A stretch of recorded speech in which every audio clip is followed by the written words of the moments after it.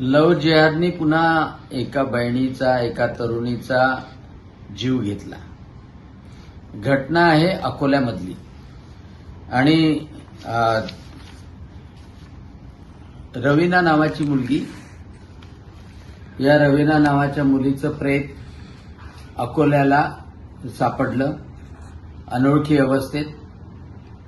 तिचा चेहरा जळलेला होता, छातीचा भाग जळलेला होता आणि पूर्ण ती विवस्त्र अवस्थेत सापडली।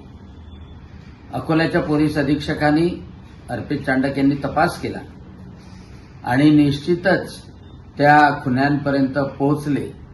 तिच्या नवऱ्याला अटक झाली, तिच्या नवऱ्याच्या बापाला आणि आईला पण अटक झाली, परंतु इतका सुनियोजितपणे हा खून करण्यात आला की रवीना 3 फेब्रुवारी 2025 ला तिचं लग्न झालं होतं वर्धेला आणि हा मुलगा, याचं नाव आहे सादिक शहा, हा तिच्या गावचाच होता।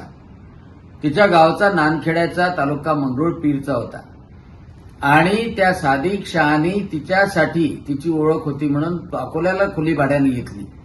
त्यानंतर वर्धेला गेला, वर्धेला तिच्या संपर्कात राहिला आणि 1 महिन्याच्या आत लग्न झालेल्या या रवीनाला त्यांनी पळवून नेलं आणि पळवून नेलं मुंबईला।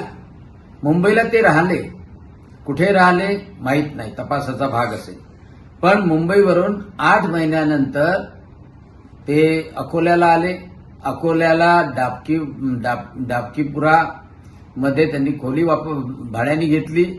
ती गरोदर होती, त्याच्यानंतर सरकारी रुग्णालयात तिची डिलिव्हरी झाली आणि एक लहान मूल झालं आणि लहान मूल झाल्यानंतर 7च दिवसात तिला रॉडनी मारलं।